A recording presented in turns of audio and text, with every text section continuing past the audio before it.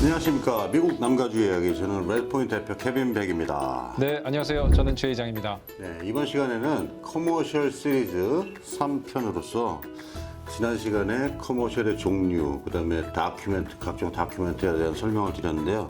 이번에는 용어 설명이죠. 네네. 용어 설명. 각종 그 커머셜 하다 보면 네. 그 약자들을 많이 써가지고 네. 그 용어 설명이 좀 필요할 것 같아서 네. 시간을 마련했습니다.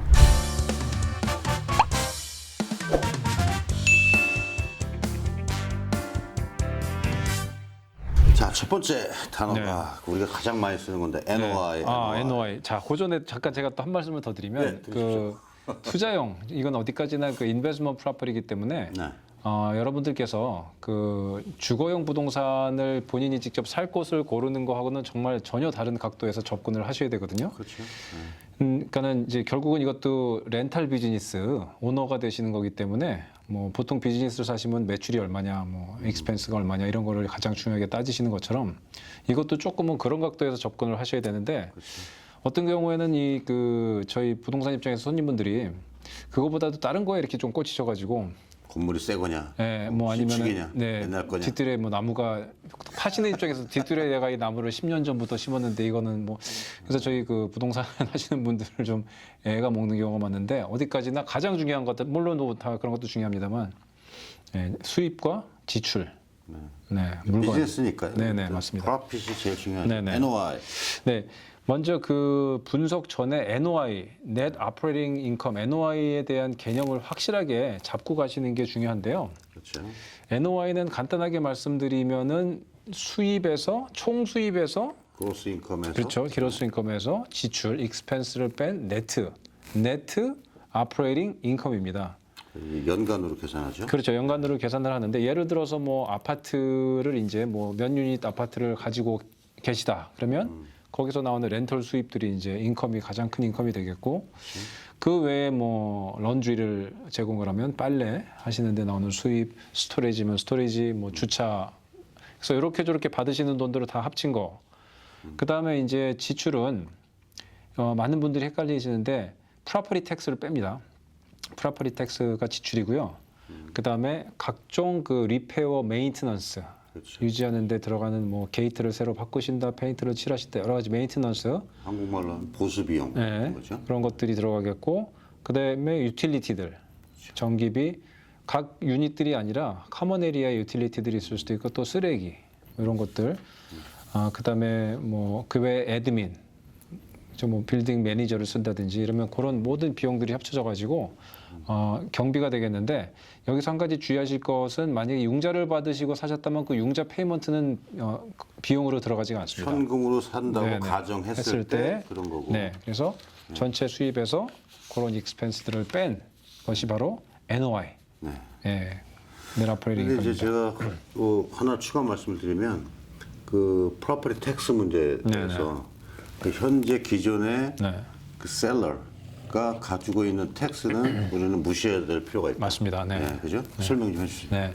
왜냐하면 이제 그 뭐 미스터 킴께서 30년 전에 이 아파트 30유니자리를 사셔가지고 현재 프로퍼티 텍스를 아주 싸게 30년 동안 매년 2%밖에 안 올랐으니까 집값은 뭐 건물값은 뭐 수십 %가 올랐겠지만 2%씩 오른 거에 이제 대한 프로퍼티 텍스가 굉장히 작을 거란 말이에요. 그래서 이게 뭐 한 10밀리언에 나왔다. 그런데 프로퍼티 텍스는 뭐 얼마 안 내는 상황인데 새로운 바이오가 그거를 10밀리언에 산다면 갑자기 세금이 약 한 12만 불, 12만 불 가까이가 훅 튀기 때문에 그런 익스펜스 계산을 하실 때 현재 그 상대방 에이전트가 프로퍼티 텍스를 현재 15,000불밖에 안 낸다. That's very good이지만 본인이 이제 구매하셨을 때 그거를 이제 감안을 하셔서 익스펜스를 잡으시는 게 굉장히 중요하겠죠. 예. 그 밸류가 리어세스 되기 때문에 네네. 텍스가 확 달라질 수 그렇죠. 있으니까 에이전트 여러분들도 거기에 대한 설명을 좀 반드시 해주셔야 되고 네네. 그다음에 또 사시는 바의 입장에서도 꼼꼼하게 체크하실 필요가 있다고 네. 생각이 듭니다. 그리고 많은 경우에 그 본이게 본의 아니게 어떤 경우는 뭐 당연히 파시는 입장에서야 그렇겠지만 또 자료가 충분치 않아서 아니면 또 조금은 다른 생각으로 익스펜스들을 보통 많이 이렇게 줄이시는 경우가 많아요. 예를 들어서 뭐 이건 내가 그냥 아웃 오브 파켓에서 낸 거니까는 잊어버리시고 이건 내가 그냥 그래서 많이 그 잘 모르시는 주인분들조차 그러니까 또 에이전트들도 모르시는데 제가 그냥 룰 오브 덤으로 팁을 드리자면 보통 대부분의 경우 100%는 아닙니다만 보통 이제 한인타운의 아파트들 같은 경우는 4유닛 뭐 이상들 4유닛도 마찬가지고 그로스 인컴의 한 30% 유닛이 작은 한 4유닛, 6유닛 요 정도 사이는 그로스 인컴에 뭐 렌트가 10,000불 거친다 그러면 한 30% 정도로 익스펜스를 잡으시면 아주 적절하시고요. 유닛이 좀 많은 10유닛, 20유닛 이상들은 한 40%까지 30-40% 사이로 잡으시면 거의 얼추 맞으십니다. 그래서 같은 익스펜스를 여러 프로퍼티에 이렇게 똑같이 대입을 하시는 게 결정을 하시는데 좀 그 페어 뭐라 그럴까요? 그러니까 예를 들어서 이 아파트에서는 왜냐면은 본인이 마음에 드는 게 5군데가 있었는데 여기서 제출해주는 익스펜스들이 다 틀릴 수가 있거든요. 그러니까는 그 익스펜스대로 계산을 하시는 것보다는 인컴은 사실은 속일 수가 없습니다. 렌트라는 게 뻔하게 다 나오는 거니까 거기서 유닛 수에 따라서 70% 아니면 60%를 곱하셔가지고 똑같은 거를 어플라이 하셔가지고 나오는 수를 가지고 비교를 해보시는 게 훨씬 더 본인만의 좋겠죠. 어떤 포뮬러를 네네. 만들어서 거기에 고트로하게 해서 자기 방식대로 계산하시는 게 더 유리하다. 맞습니다. 예, 그래서 그게 한 30-40%를 계산하시면 거의 대부분 맞습니다. 네. 자, 다음 용어는요. GRM. 그죠? 네. Gross Rent Multiplier인데 설명해 주시죠. 네네. 많은 그 인베스트먼트 프로퍼티 오너분들이 GRM은 많이 아실 거예요. GRM이 좋다, 낫다 그러시는데 요거는 이제 그 간단하게 말씀드리면 내가 그로스로 받는 렌털 인컴이 그렇죠. 몇 년을 모아야 지금 커버되냐. 내가 가격이 커버가 되냐 요거거든요. 그래서 예를 들어서 지금 170만 불에 나온 매물이 있는데 한 달에 10,000불이 거친다. 그로스로 익스펜스 다 무시하고 그러면은 한 달에 10,000불이 거치면 1년이면 12만 불. 쉽게 생각해요. 계산이 제가 스스로 안 되고 있습니다. 120만 불인데 10,000불이 친다. 이렇게 하면 불, 네. GRM 10이 되는 거죠. 네, GRM10. 이런 물건은 정말 너무 아니, 환상이지. 네, 환상입니다.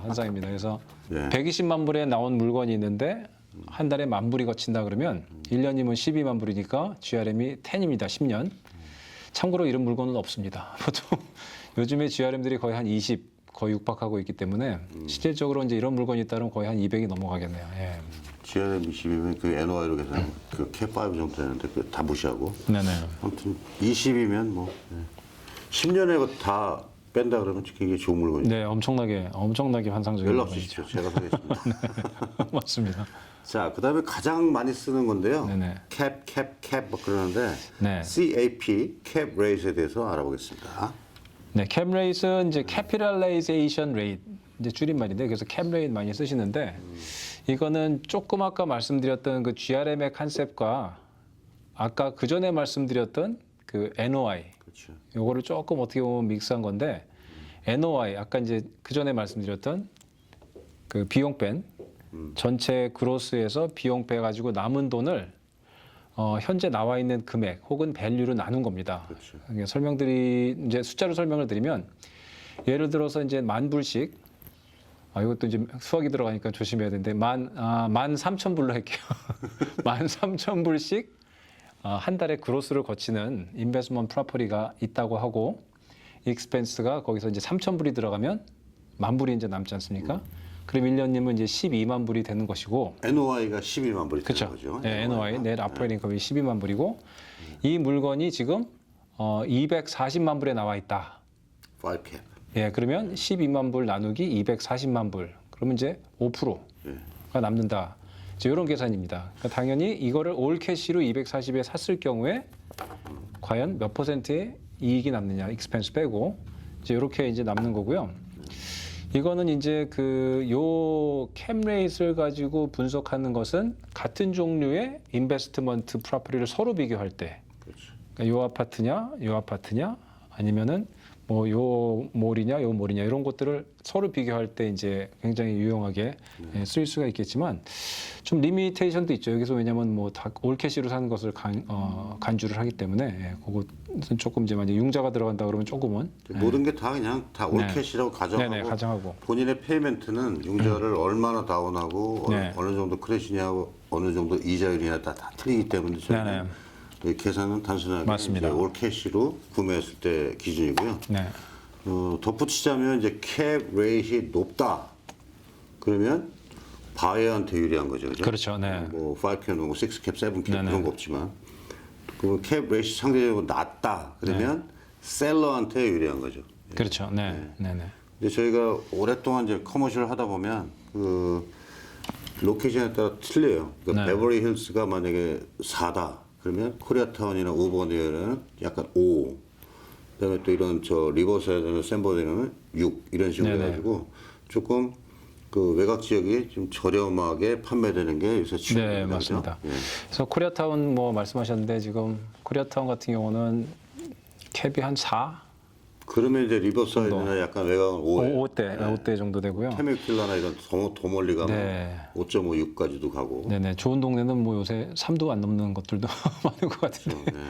베버리 힐스는 뭐 3도 안 되는 경우도 네네. 있고. 그렇게 알아두시면 될 것 네. 같고요. 다음에 COC. 네네. 요건 이제 캐시 온 캐시인데요.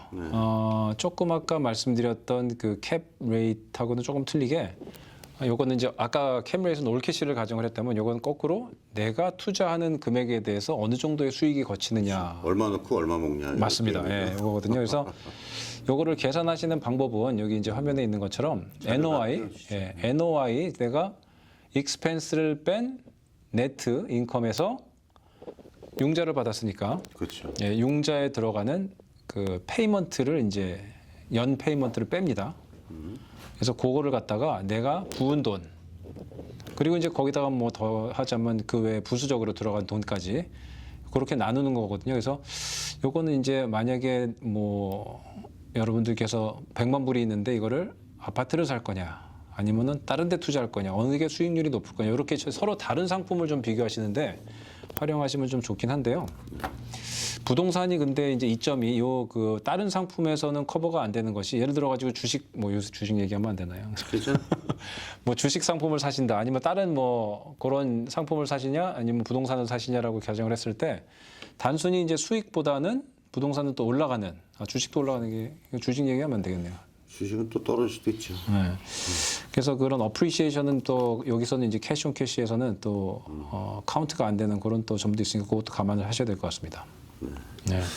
이거는 철저하게 그 바이어 위주의 계산법이죠. 이거는 네네. 셀러랑 상관없이 네. 바이어 시츄에이션에 따라서 내 돈 얼마 넣고 융자 얼마 해서 제할 거 다 제하고 뭐 네. 얼마 남는 그 레이스를 말하는 거니까 네네. 그 셀러하고는 상관없습니다. 네. 다음 용어 나갑니다. DSCR. 네. DSCR은 이제 그 여러분들께서 그 인베스트먼트 프로퍼티를 사시면서 은행하고 접촉을 하시다 보면은 은행 측에서 이렇게 흘려 들어가는 말투로 DCR 아니면 DSCR이 너무 낮고 얼마 이상은 되셔야 됩니다. 이런 얘기들을 하시는 경우가 많은데 사실 이게 못 알아들으면 굉장히 물어보기도 애매하고. 그게 뭐예요? 그런 건데. 근데 이건 이제 은행 측에서 보는 어떤 가이드라인 아니면 이제 관점인데요. 그 NOI 그러니까는 손님이 이 집을 사셔가지고 이 프로퍼티를 사셔가지고 NOI 네트로 남는 금액이 은행 입장에서는 은행 페이먼트를 충분히 커버하고도 남아야 된다라는 그게 중요하죠. 네, 그게 컨셉입니다. 그래야 돈을 이제 빌려주는데 그래서 연간 예를 들어가지고 아까 말씀드린 칼큘레이션대로 13,000이 그로스를 거치고 3,000불이 익스펜스면 연간 12만 불이 NOI인데 은행 페이먼트를 쭉 나가는 거를 계산해 보니까 14만 불이 나와. 14만 불이 나간다. 그러면 일이 안 되는 거거든요. 절대 안 예. 그러면 일이 돼야지 거치는 만큼 페이먼트가 나가는 건데. 이하야죠, 이하. 그렇죠, 그렇죠. 예. 그래서 보통 은행에서는 통상 한 1.2, 1.3 요 정도 사이가. 그러니까는 은행 페이먼트가 한 10,000불, 10만 불 연간 나간다 그러면 그래도 연간 한 12, 3만 불 정도는 12만 불. 네, 거치는 거를 좀 바라고 있으니까요. 이런 것도 좀 참고를 하시고 론 어마운트를 줄이시든지 다운을 많이 하시든지. 돈을 더 갖고 오시던데. 예. 그렇게 이제 하셔야 되는 그런 이제 좌표입니다. 이게. 예. 이게 중요한 단어들 보면 많이 나가는데요. 네네. 이제 이 모든 거를 한 번에 싹 뒤집을 수 있는 어떤 네. 더 중요한 어떤 엑스펙터라는 게 있죠. 네네. 이제 이런 것들이 그 사실 이렇게 뭐 두들기고 넘버도 다 중요하긴 한데요. 또 이런 이제 엑스펙터들이라고 이제 저희가 좀 얘기를 해보고 싶은데 이런 것들에 따라서 그 넘버들이 의미가 없어질 수도 있고 의미가 더 생길 수도 있고 그런데 가장 중요한 것은 일단 또 로케이션이 되겠고요. 그다음에 이제 일전에 그 저희 첫 번째 클래스에서도 말씀드렸습니다만 또 테넌트들의 퀄리티 그렇죠. 예, 이런 것들.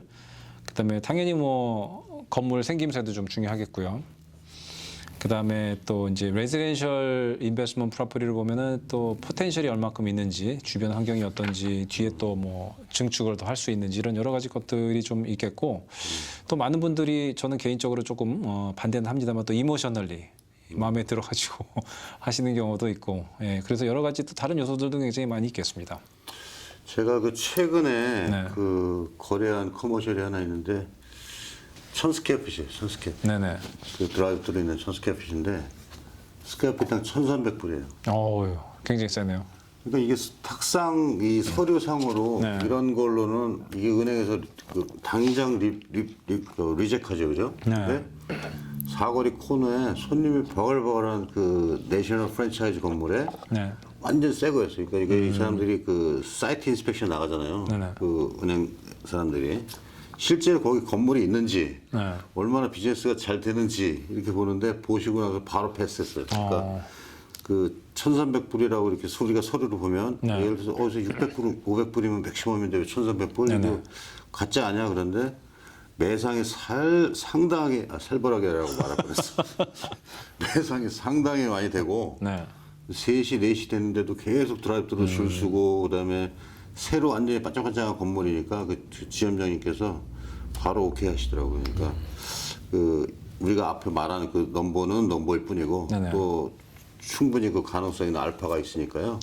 그렇게 생각하시면 될 것 같고요. 네네, 그렇죠. 그 넘버들은 사실은 여러분들이 직접 이렇게 가시기 전에 사전조사죠. 걸러내기 위한 예, 사전조사 정도로 이제 생각하시고. 1차 또, 필터링이라고 예. 생각하면 네네. 되죠.